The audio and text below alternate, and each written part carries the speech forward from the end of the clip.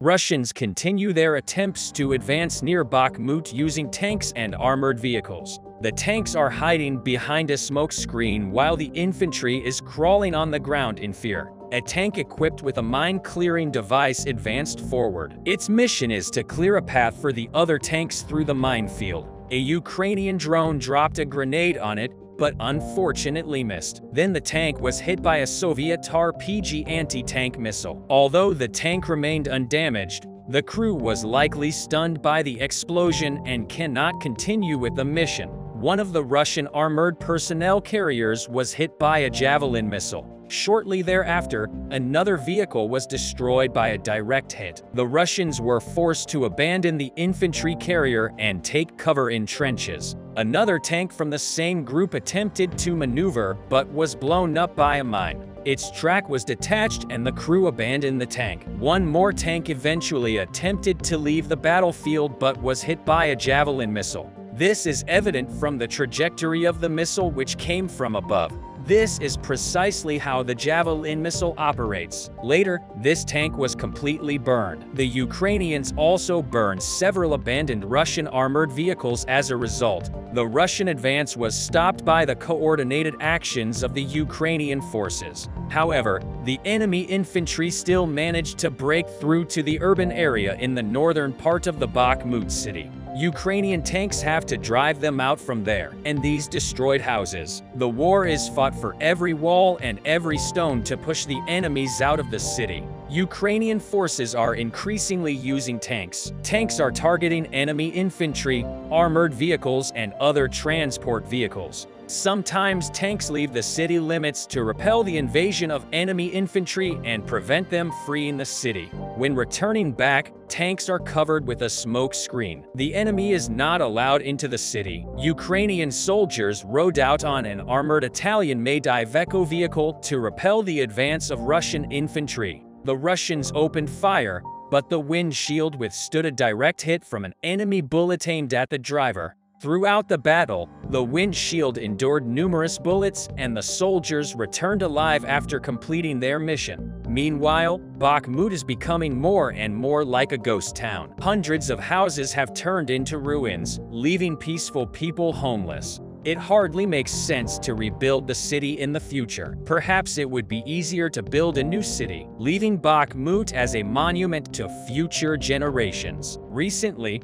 the Russians have begun to use their Lancet kamikaze drones more often, destroying valuable examples of Ukrainian weapons. In these footage, you can see how a Russian kamikaze drone destroys a Ukrainian RGM-70 MLRs. The explosion is huge. As the shells detonated, RGM-70 was delivered to Ukraine by the Czech Republic. The system can fire various types of missiles, including precision-guided cluster and incendiary missiles up to 15 miles. And in this video, a Lancet destroys a Ukrainian fuel truck. The fuel spilled onto the ground and ignited, causing a huge fire. And here you can see how the Lancet destroys the Ukrainian Buk air defense system. Also, a very valuable weapon. In fact, enemy drones cause a lot of problems for the Ukrainian army, destroying various types of weapons during a war. Weapons can undergo a complex and lengthy journey. Here is an interesting example of this. Here is a repaired Ukrainian self-propelled howitzer M1994. It is capable of throwing 100-pound projectiles up to 15 miles. Interestingly, before that,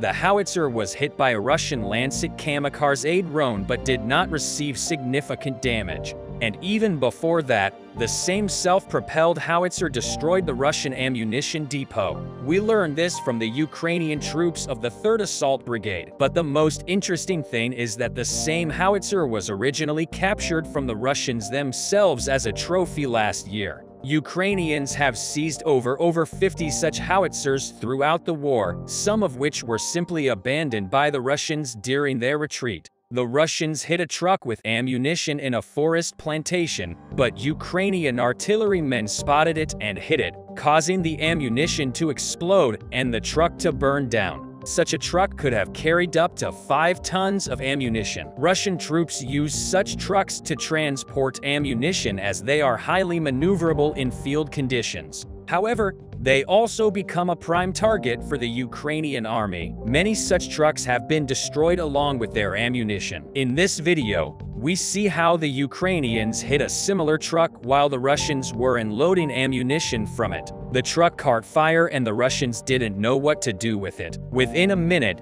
the ammunition exploded and the truck suddenly started moving on its own until it burned down completely. The nearby vehicle also caught fire. Ukrainian generals have created impassable, fortified positions in the city. They have turned Bakhmut into a fortress which Russian forces are breaking their most combat-ready troops against. Angry Russian generals often order the use of phosphorus ammunition over the city, especially at night. It looks beautiful like fireworks, but it's very dangerous. This type of munition explodes in the air and scatters phosphorus particles over a wide area. These particles are difficult to extinguish and ignite anything they come into contact with, which leads to fires and causes burns to Ukrainian soldiers. Phosphorus ammunition also releases toxic fumes that can cause poisoning if inhaled. But despite the difficult situation, the Ukrainian soldiers do not use their presence of mind and even manage to joke. A sense of humor allows them to keep the psyche healthy. War is an ordeal. Every day you equipment and people in the battles for their country, but they continue to fight. Local beers. Trench warfare continues around Bakhmut. The ground is a soldier's best friend, so Ukrainians are digging deeper by any means necessary to protect themselves from enemy shelling. The main thing is not to allow the enemy to get close enough to throw a grenade into your trench. To achieve this, constant fire from automatic rifles and machine guns is necessary to keep the enemy from raising their head. After such battles, the trenches are covered with spent cartridges. Millions of cartridges cover the ground. You can imagine how intense the fighting must be in Bakhmut, but the enemy keeps advancing, sparing no lives. Meanwhile, Ukraine continues to accumulate military equipment and prepare for the decisive battle. More and more Western armored vehicles are arriving in Ukraine, and Ukrainian soldiers are returning from training on European ranges. A major counteroffensive by the Ukrainian army is expected, during which Ukraine plans to regain all of its territories. As the Russian army is noticeably weakening, they can no longer carry out large-scale offensive operations and in many areas of the front have switched to defense. They are refurbishing tanks from the 1950s, which they hope will stand up against the new British Challengers and German Leopards. Historic battles await us in the very near future. There are various important breaking moments and turning points in wars. The things that cause these moments can be a simple mistake or carelessness, an unexpected raid, or a game-changing weapon. These factors can turn into comedy or tragedy. Comedy and tragedy are two different sides of the coin. But if you're in a war, the probability of these factors turning into comedy is very low. And tragedy arises the other day with a combination of all these factors. A resistance flared up again in Mariupol. The Russian army went through hell there as Ukrainian forces targeted Russian headquarters, military airfields and arsenals from distances up to 300 kilometers. While this unfolded, a great tragedy for the Russians, it turned into comedy for Ukraine with 100% effective use of new British game-changing weapons. British Storm Shadow ballistic missiles have become one of the biggest game-changers in the Ukrainian military. The Russian army failed to take action against the missiles that the Ukrainian army started using about a month ago. The Ukrainian army did not forgive the Russian army's mistake, and in attention with its new game-changer with its sudden raids as a result of the Mariupol attacks of Ukraine, the Russian army lost for 50 more Russian and Chechen soldiers within a week. The blows to the Russian army in Mariupol were critical to disconnecting the land corridor between Crimea and Mariupol. Let's take a look at the operational details of the Mariupol missile attack, which was a major turning point in the Ukrainian freedom struggle. As is known, Russian special forces and Marines were redeployed to Mariupol. There were also thousands of pro-Russian Chechen soldiers in the city. Over the past week, Russian soldiers have been caught in a barrage of missiles. Missiles caused explosions in the Azovstal iron and steel plant area. After the explosions, huge smoke rose into the sky. Sources stated that Storm Shadow missiles were used in the attacks. The targets of the attacks were the Russian headquarters in the region. Strong explosions were also heard in the suburbs of Mariupol and near the airports last week. After these explosions, it was reported that there were attacks in the airport area. Local residents posted a series of videos featuring the powerful explosions. The explosions were so strong that the sounds of the explosions made the city groan. After the explosions, fireballs rose into the sky. Petro Andriaschenko, advisor to the mayor of Mariupol, noted that the Russian air defense was not able to repel the attacks. In addition, after the Russian bases at the Azov, Topol iron and steel factory in Mariupol were hit, another armory and military base was destroyed in the port area. The armory and military base housed Kadyrov's pro-Russian Chechen soldiers. After this week's clashes and explosions in Mariupol, Russian troops lost a total of 450 soldiers. About 250 of these soldiers were the soldiers of the Chechen leader Kadyrov. Around 200 Russian army forces were eliminated in the area of the airport and Azov-Topol steelworks.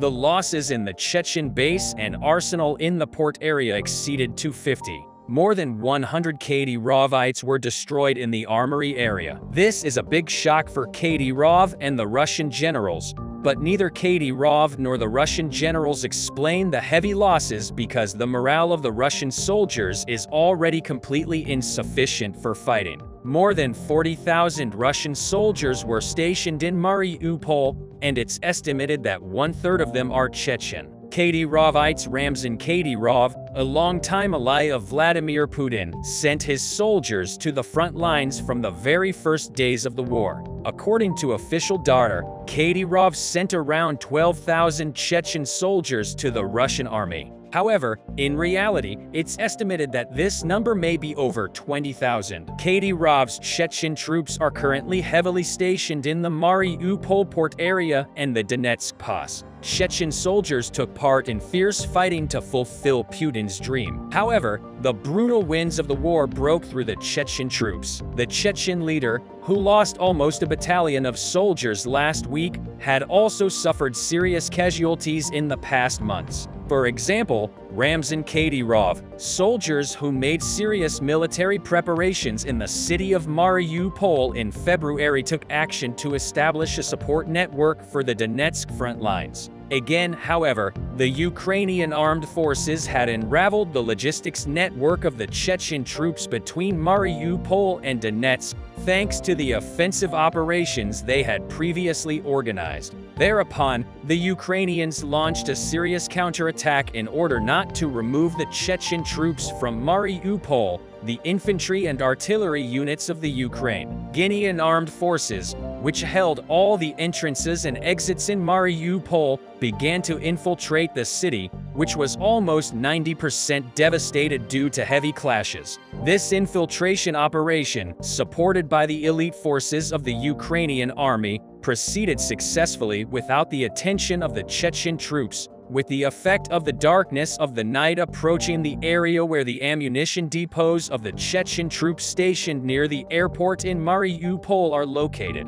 The Ukrainians began to illuminate the darkness of the night with artillery attacks. After the artillery attacks, machine guns were activated and an arsenal of Chechen troops near the airport in Mariupol was blown up in a short time. As a result of the attack, 2 fuel tanks and an ammunition depot at the Chechen bases in Mariupol were destroyed. The Ukrainian army, which turned Mariupol into a hell for the pro-Russian Chechen forces, managed to deal a heavy blow to Kadyrov's soldiers with their mind-blowing attacks. It seems that the only thing that passes is time itself. Mariupol is more than all and to be conquered for both Ukraine and Russia. Mariupol connects the land corridor established by the Russian army via Crimea to Donetsk and Luhansk. It is the most important part of the Azov Sea and is equipped with the most critical economic resources and logistics networks. Therefore, it's vital for Ukraine to weaken the Russian army in Mariupol in order to disconnect the Russian army from the land corridor. The determination of the Ukrainian forces did not succumb to time and increase. This situation has recently reached its peak. Although the counteroffensive of the Ukrainian armed forces has not yet begun, the official Russian army and other troops fighting for it have suffered serious casualties. On the other hand, the expected attack will be a very important test for Ukraine, which is trying to prove that it can make significant gains on the battlefield with the weapons it bought from the West. By examining hundreds of satellite images, we have identified some key points in key trenches and other fortifications built in southern Ukraine since October. These 4 locations provide insight into what Russia expects from the counterattack and what defenses Ukrainian forces may face. The first location is the western coast of Crimea, captured by Russia in 2014. Crimea was formerly known for its seaside resorts. The coastline, stretching for 25 kilometers, is now filled with defensive structures built by Russian troops instead of sun, loungers, and umbrellas.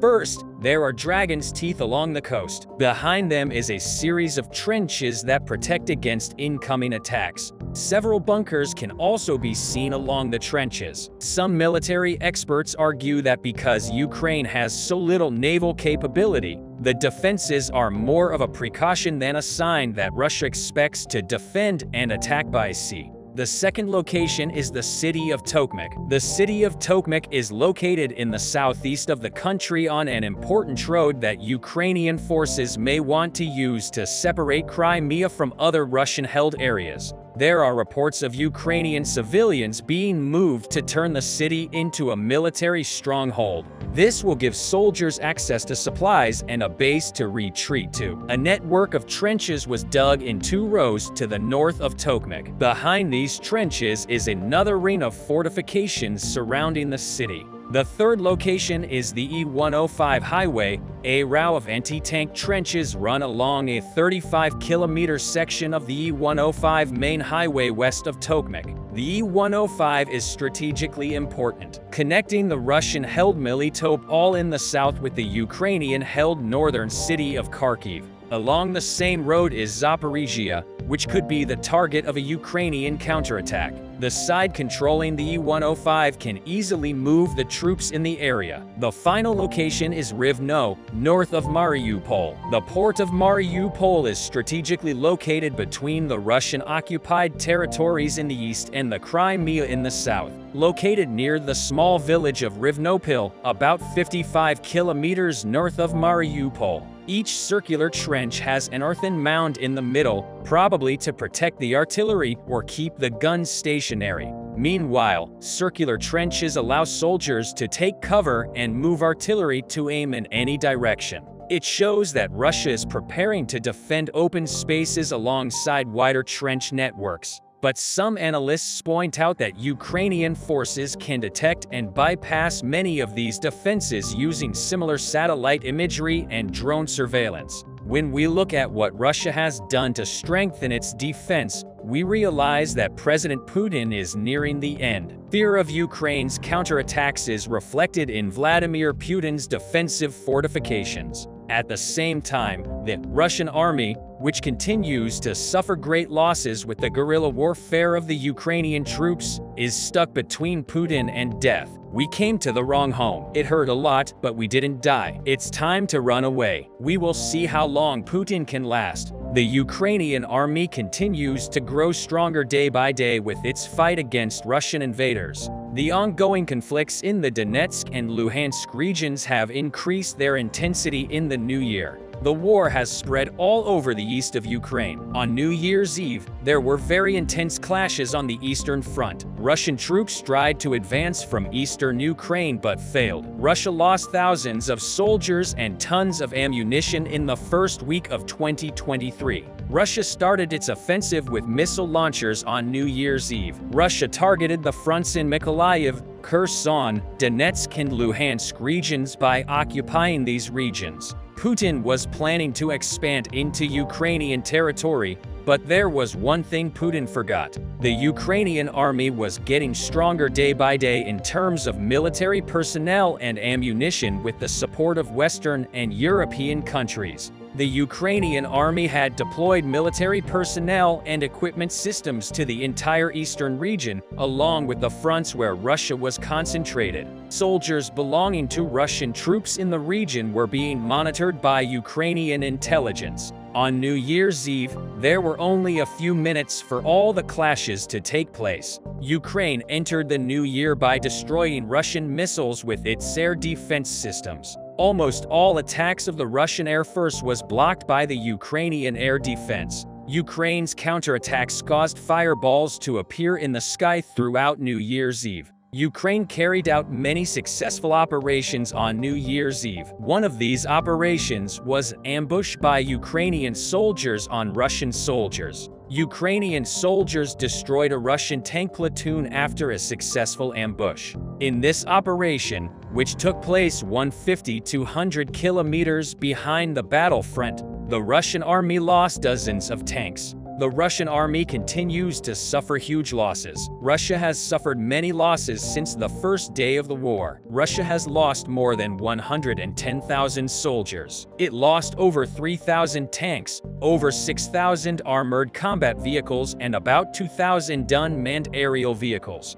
Having suffered great losses against Ukraine, Russia is now approaching the end. It is stated that Putin cannot solve the problem of soldiers and ammunition. Zelensky, on the other hand, has had many opportunities in the war because of his relationship with the leaders of Western and European countries. Recent videos shared on social media show some of the power of the Ukrainian armed forces. The latest videos show the equipment that Ukraine has acquired with the help of Western countries. Ukrainian soldiers fire these weapons in the video. According to the footage, the weapon they are firing is being used to destroy Russian tanks. It is claimed that there are very few tanks and armored personnel carriers left in Russia. The reason for this claim is the images shared on social media. In the latest images shared on social media, it is seen that tanks belonging to the Russian army and Soviet-made BTR-80 armored personnel carriers are destroyed by the Ukrainian Air Force.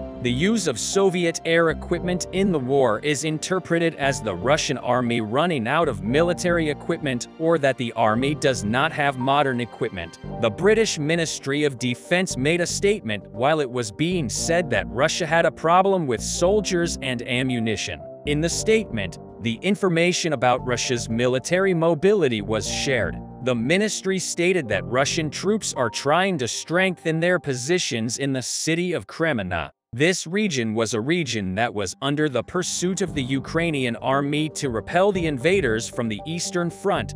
Fighting intensified in this area. Kremenna is a city in the Luhansk region. Fighting has intensified in Luhansk and Donetsk regions over the past few months. Russia had also suffered heavy losses in Kremenna in recent weeks. Images of these losses have emerged. The footage shows the Ukrainian 59th Motorized Infantry Brigade destroying two Russian T-64BV model tanks. In the footage recorded with a drone, it is seen that the Russian tanks exploded violently and became unusable. Russia had to withdraw many of its troops from Kremlin. Kremlin is still under Russian rule, but after increasing losses, it seems that Russia's dominance here will come to an end. Kremlin is a very important city for both countries. Sergei Haidai, the governor of the Luhansk region, stated that if the Russians lose this region, they will lose their entire defense line because this region is located in a strategic position on the Russian-Ukrainian border.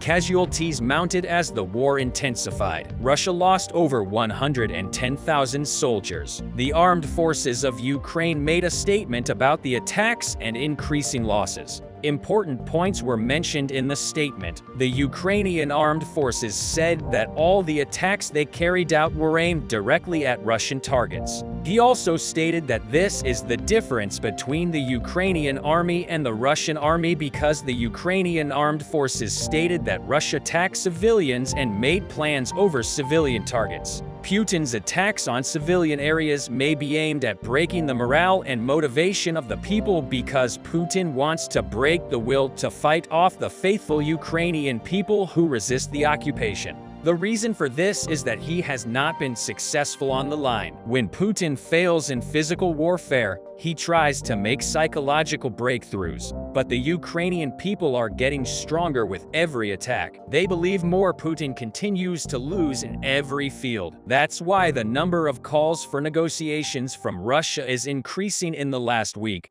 As the war has intensified, Russian and Ukrainian leaders have expressed their openness to peace talks in the last month or two. Calls for peace negotiations have increased. This is because both countries have suffered in the war. Russia has been hit hard by Western and European sanctions. Russia is facing huge problems both militarily and economically. The Russian people are organizing demonstrations and protests almost every day for an end to the war. Russia is not giving up on its conditions for peace talks. Ukraine, on the other hand, does not accept these conditions. Ukrainian Foreign Minister Dmytro Kuleba stated that peace talks can be held with the mediation of the United Nations. One of the latest statements about the peace negotiations came from Turkish President Recep Tayyip Erdogan. Erdogan had a telephone conversation with Russian President Vladimir Putin and Ukrainian President Volodymyr Zelensky.